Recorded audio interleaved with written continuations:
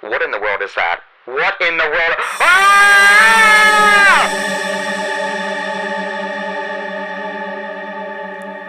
Hello, guys. Welcome back to Chilling Ice Cold Stories. My goodness, was that a great intro? Hello?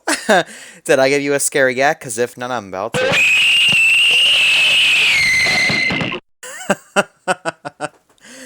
Okay, guys, welcome back to Chilling Ice Cold Stories. I'm done playing around here. Let's get started. So, I got a few stories for us today. Now, we haven't made um a podcast episode in a good while. Our last episode was, where are we? Chilling Ice Cold Stories. It was July 19th. That's a while away. Oh no, October 14th. And it was paranormal ghosts and hospital stories. Interesting. Well, today we have more. And I'm going to tell you all them. um, so, we have one here, which is titled, where did it go?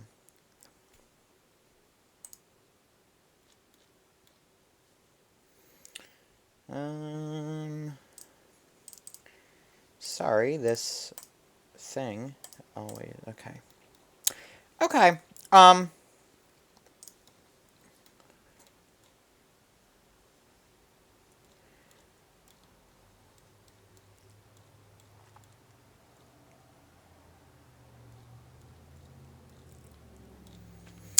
we're going to read The Ghost of the Stanley Hotel.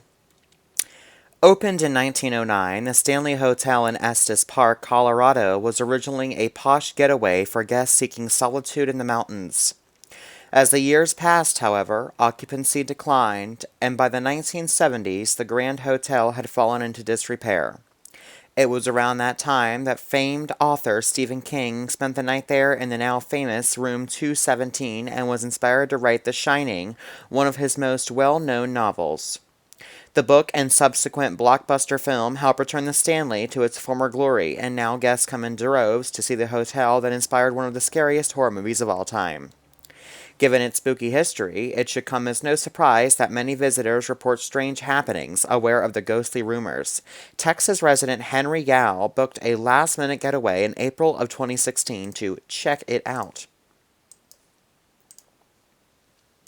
After arriving, Yao had dinner, then wandered around the Stanley to take photos. Stopping at the staircase, he waited for people to clear the area, then took a picture, thinking nothing of it. Later that night, however, Yao fell seriously ill. I felt really sick. I had the shivers. I was like, something really wrong, he told Today. His companion suggested he go to the emergency room, but Yao refused. On the trip home, Yao began swiping through the photos he'd taken when he discovered that he said it was what he said was a really, really strange image of someone standing on the stairs, except no one had been there. The next day, he posted the photo on Instagram, half joking that he captured a ghost, and the world took notice. Almost overnight, Yao found himself in the limelight with his ghost picture warranting attention from global media outlets and paranormal experts who wanted to examine the photo. Some experts say that there's two ghosts, and other people say that the person that got sick is because the ghost was trying to materialize, taking energy out of me. He said, "There's so many theories about this, and what does Yao think? I have no idea," he said with a laugh. Okay, Yao, I'm surprised that's pretty funny to you. I'd be going nuts. I'd be going berserk. Wow.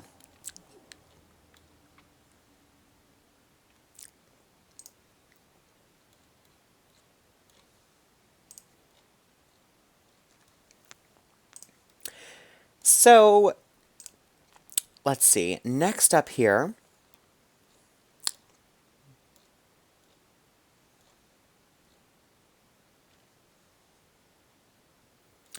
It's a shorter one. Let's read My Daughter Learned to Count.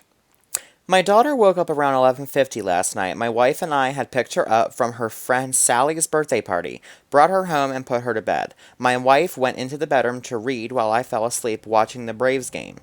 "Daddy," she whispered, tugging my shirt sleeve, "guess how old I'm going to be next month?" "I don't know, Beauty," I said as I slipped on my glasses. "How old?" She smiled and held up four fingers. It is 7:30 now. My wife and I have been up with her for almost 8 hours. She still refuses to tell us where she got them. What?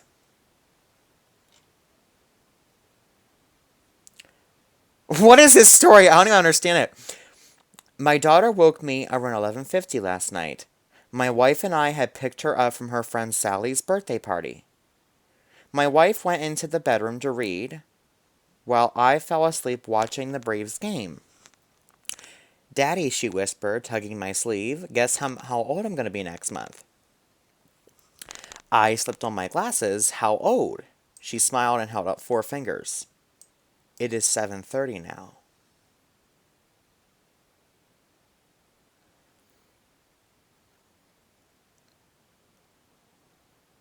What are they talking about?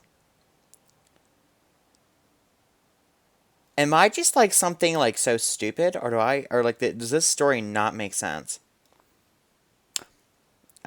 Okay, that is very confusing. I don't understand that.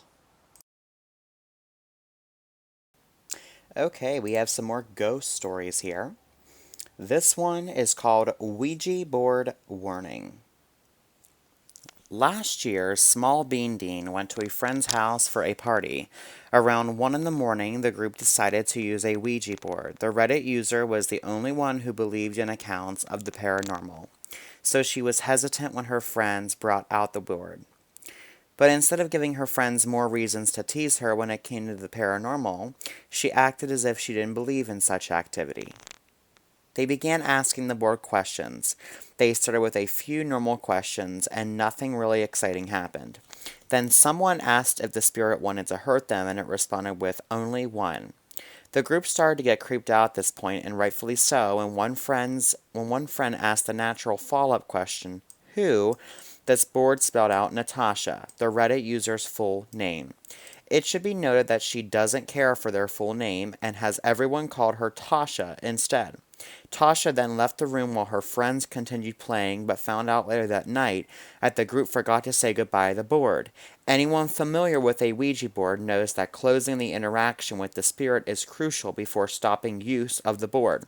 Needless to say, she was nervous. After this, Tasha has no memory of the night. She only remembers getting a migraine and nosebleeds. Her friend took videos of her acting strangely, speaking with a changed voice, and a few instances of her talking in other languages. However, that night wasn't the only time this happened. In the days following, Tasha's parents reported the same things happening.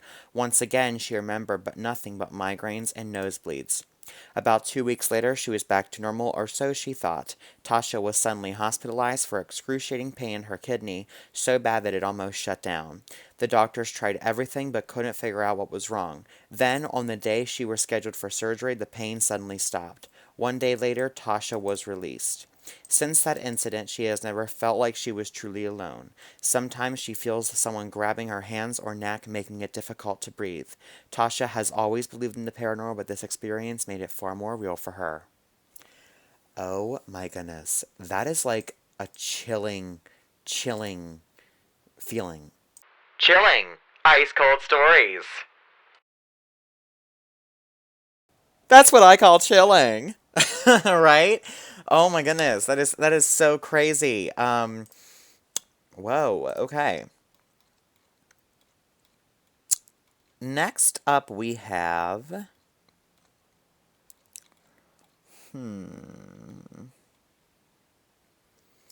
let's read Henry the Hitchhiker. I'm going to read it in the creepy voice in case someone wants to. I'm sure somebody out there wants to hear it in the creepy voice, so I'm going to do it in the creepy voice for you guys. Harry the Hitchhiker. A couple years ago, Yabro was working the night shift and was on their way to work when they were stopped at a streetlight. Since there were no other cars or people around, they quickly got impatient with the waiting around. That was when they heard a knock on the passenger window. Outside stood an older man, seemingly around 60. They rolled down their window and asked if he was okay. When he didn't answer, the writer asked again, but still got no response. The rest I'll read in normal voice in case that's bothering some of you. Finally, he asked for a ride, saying that he only needed to go a few blocks. The writer said yes and turned up the heat after he got in, noticing the man was shivering. After they had been driving for a while, the man said his name was Henry. The driver asked once more if he was okay. Henry seemed drunk or ill. Henry sat still, saying nothing. After about 10 minutes of driving, Henry suddenly shouted, asking the driver to stop. Eerily, they were in the middle of nowhere, with fields on either side. Henry climbed from the car and started walking down the street. He then suddenly stopped in the middle of the road and stood there, unmoving. Slowly they started to drive away, and looking in the rearview mirror, they saw Henry following the car. Their attention briefly shifted down because of a notification on their phone. When they looked up again, Henry was gone. They sped to work and told a co-worker about the incident as soon as possible. Apparently, Henry is a regular and does this often, freaking out newcomers to the area. Oh my gosh, now that one is funny. That is so hilarious.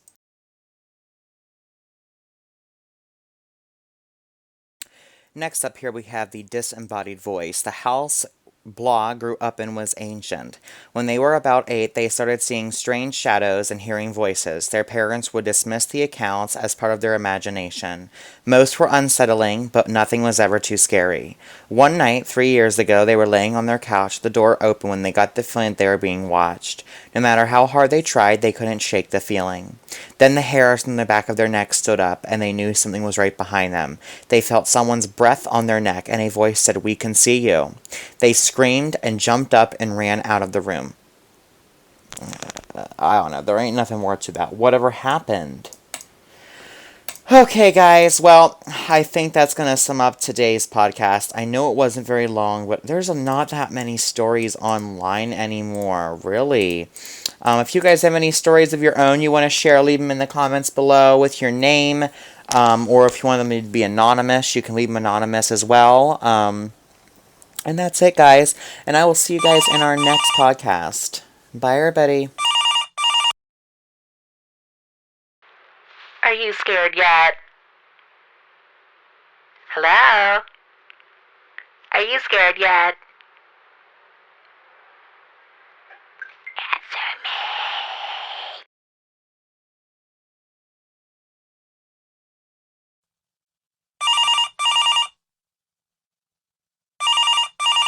Don't worry, I'll keep calling. Are you ready to listen? This is Chilling Ice Cold Stories.